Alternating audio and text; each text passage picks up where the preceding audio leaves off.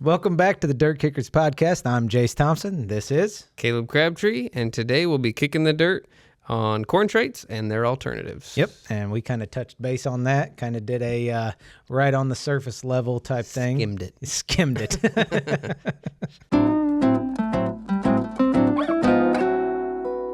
So traits, we kind of got into them. Right here we have the handy BT trait table for U.S. corn production put on by Texas A&M. Yep. And if you just Google handy BT trait table, you can find the exact same one online. And if you've ever wondered if Big Ag works together, just take a look at the list of proteins and the trait packages offered across the board. Yep. And you'll have your Match them up together. So after we kind of talked about non-GMO hybrids, unbranded hybrids, and that there are other options out there, we want to dive in deeper on traits. Yeah. And we did talk about trait royalties and that they're very proud of them. Very proud of their traits. And that we had seen on some public forums that some people are paying upwards of $400 a bag if you're getting, your double mode of action on rootworm, and above ground pests, and yeah, you name it. So we also kind of want to talk about our over-reliance. Yes. On traits. And there have been studies recently done on this. Yes. So we're not just talking out of our back ends here. Which we do often, but not today. Just not today. Maybe a little. Probably a little. So traits in corn, you got insect resistance. We talked about the BT trait table. What is BT traits? Well, what are BT traits? It's a protein insertion into the corn genome, and that's why they are called non-native traits. You got non-GMO versus traded, and non-GMO natural traits, natural blah blah blah. Right. Traded corn is going to have the insertions. Right. And for anybody that's out there that doesn't know, I can't imagine there's a bunch, but non-GMO is non-genetically modified organism. Yes. And GMO is a genetically modified organism. Genetically modified. So they're genetically modified traits, proteins. And we talked on this just a little bit last episode as well, that plant has to use energy to express that protein. Yes. So with that use of energy, you see typically a yield drag. Typically. It is like you say all the time.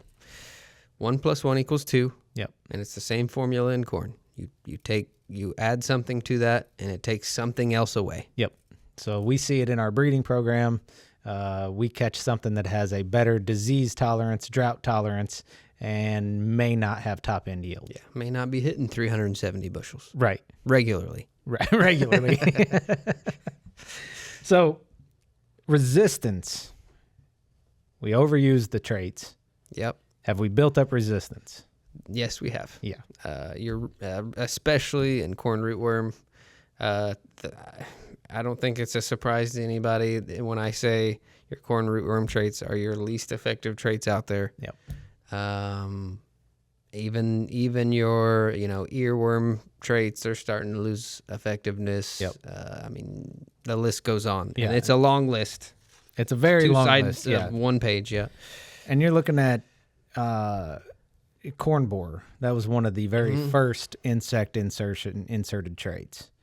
Everybody talks about, well, we don't even have corn borer anymore. It was probably a pretty highly effective trait. Yeah. And it kind of knocked that down. Now there's still corn borer in your non-GMO places and organic spots. Well, and then there's a little something I like to call insecticide. Yeah. It's also effective. It does work. And it's a lot cheaper. A little bit. We'll probably touch on that a little bit more later. Yep. So, in fact, that's actually our next thing.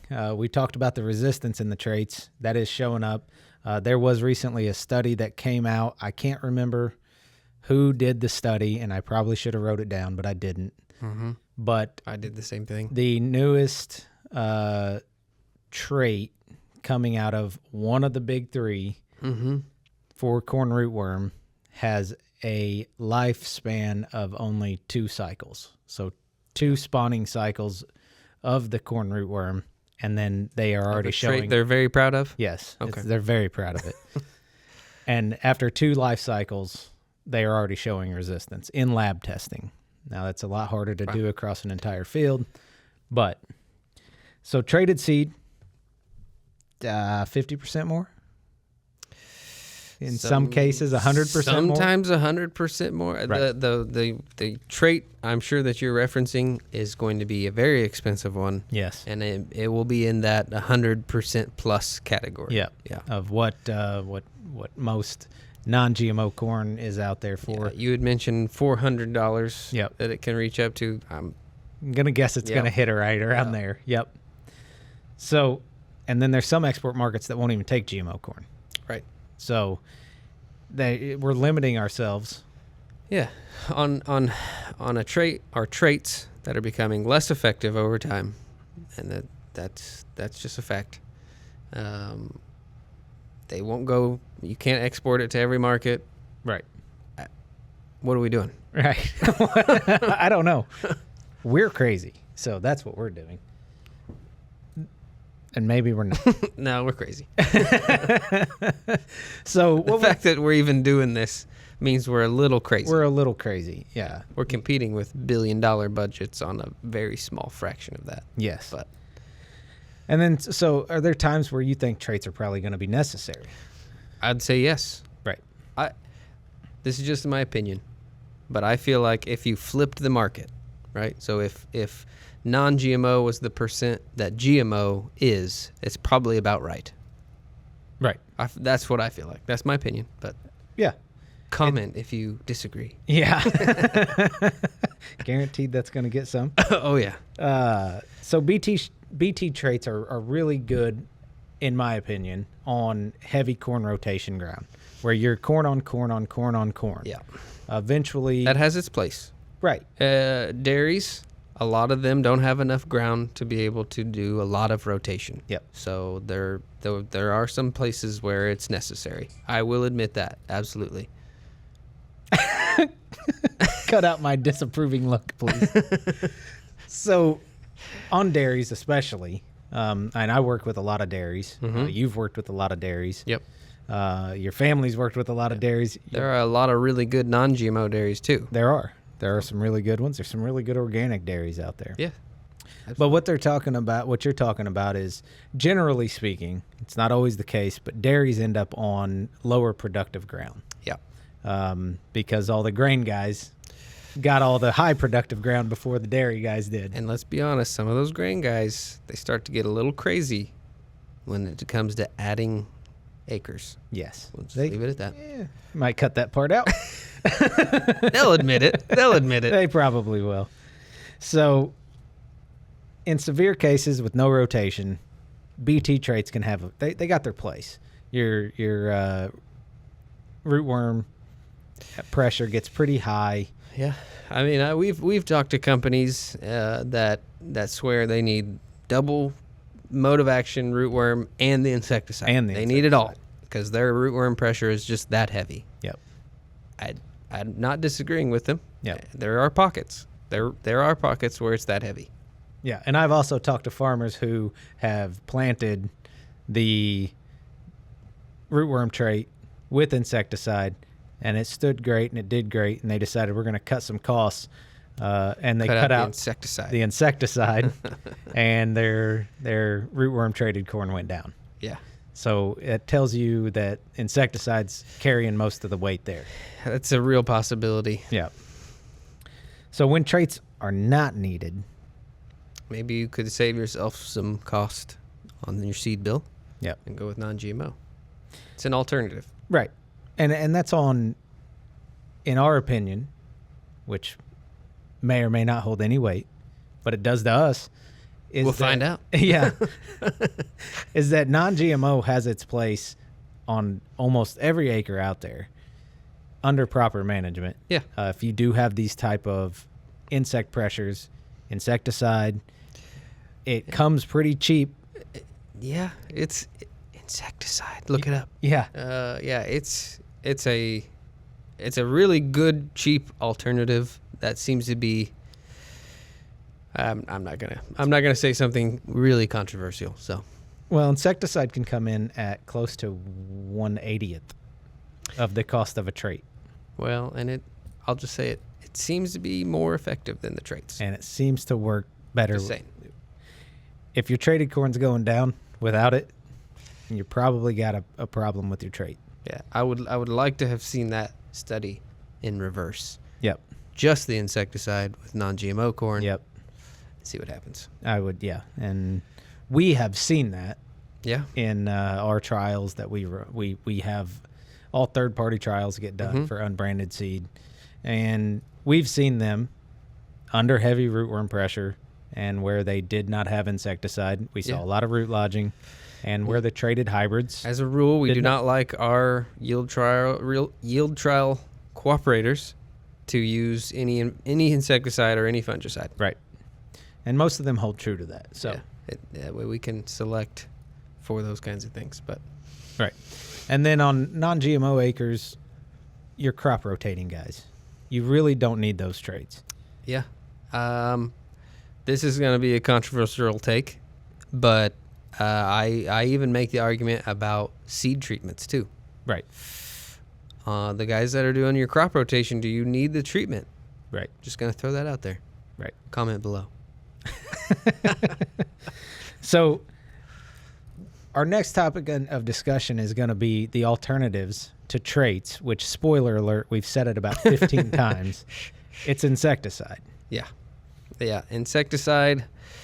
If you get the generic versions of whatever insecticide you want to use, there's a lot of them out there. Most of the time, those are very, very cost effective. Yep. And recently, again, don't remember the study because I didn't write it down, but I read it. Look it up. Look it up. Comment below. They've used bifin, the same stuff that everybody sprays for mosquitoes. They have used bifin. We have used bifin. Yeah. And we have seen bifin be very effective. Very effective as an insecticide in corn. Yeah. On earworm. Yeah, you name it. And a generic bifin you can pick up for, it's about 40 cents an ounce. Seems pretty cheap. It's about $2 an acre. I can tell you the traits per acre are a lot more than that. I probably can't tell you exactly how much they are because I'm not allowed, but they're a lot more than that. They're a lot can more tell than you that. $2 an acre. Yeah. I'll guarantee it. A lot more. So rotating corns, we know that cuts pests down. We know that rotating other crops and cover crops cuts down on weed pressure. Mm-hmm. So we talked about that last episode. And then delayed planting can also help suppress weeds. Explain that. So you delay your planting instead of, getting it in the 1st of April, mid-April, delay your planting to whenever there's really not a lot of stuff that wants to grow. And you still put down your pre-spray and you do all that and the same sort of thing. And in our area, what we've seen here lately is June planted corn is outcompeting April planted corn. That is the polar opposite of what we've been taught, what we've been told, and what we've seen in the past. Yeah. But right now, for some reason, the past 3 or 4 years. And I will say we've had a much milder summers the past several years as well. So there is that factor too. But it is a risk, which farming it is a risk. Yeah, you go too early, too late. Yep. you have no idea. Yeah. Yeah. That's why you need very stress-tolerant hybrids. Look us up on UnBrandedSeed.com. Yep. And then as far as your herbicides, we touched on that last week, but I want to hit on a couple of ones. We already talked about nicosulfurons. They work very well on grasses. They got a little bit of broadleaf. And then atrazine, metallochlor, mesotrione. There's a very long list of non-GMO herbicides that are very, very effective. And most people already know them. They're already using them. We need to get that Iowa State herbicide study. But anyway, go ahead. Yep. So we can do it. We can get the yields. We don't have to have the traits. Yeah. We're not suggesting that everybody goes non-GMO overnight because there is a little bit of timing. Yeah, timing is more specific. It's more management intensive. Yep. I guess you'd say. I would say slightly. A little. Yeah. It's a little more management. Timing, like you said, timing is a lot more. You got to be more precise with your timing. Right. And then we are here to offer guidance. If you are interested in doing non-GMO, we have done the research. Book a consultation. Yeah. It's on the website. You UnBrandedSeed.com. And you'll talk to this guy. I do that every time. So if you want to give it a try, non-GMO, and I don't just want everybody to just take our word for it. Go and talk to your independent seed company. Call me. Your local ag retailer. I mean, they all have the knowledge on how to do this. Right. I think. So one thing that I do want to touch on just a little bit, because this is an upcoming topic though, is the rebates and what we would call price scheming, and how that is tied into traits. Yep. That's a good point. I mean, you got to be a little careful with your local ag retailer, right? Because of those pricing schemes that they get from big ag. Yeah. They are rewarded based on how many bags of traded corn they sell, and how many of those units are tied directly to that same company's chemical program. Yep. And for them as a business, retail ag, that's what they have to do to make money. Yeah. At least on those companies' products. At least on those. If you're listening, ag retailers, there are alternatives here. UnBrandedSeed.com. UnBrandedSeed.com. Insecticide. Insecticides. Generics. They all work. They all work. So now we've talked about and kicked the dirt down the road on traits. Next time we're going to talk about consolidation, which rolls into, it's almost like all these topics just roll into one another. It's almost like they were planned that way. So again, thanks for joining us on the Dirt Kicker podcast. I'm Jayce Thompson. This is Caleb Crabtree. And visit us at unbrandedseed.com and book a consultation if you want to talk about some non-GMO alternatives. And you'll talk to me. This guy.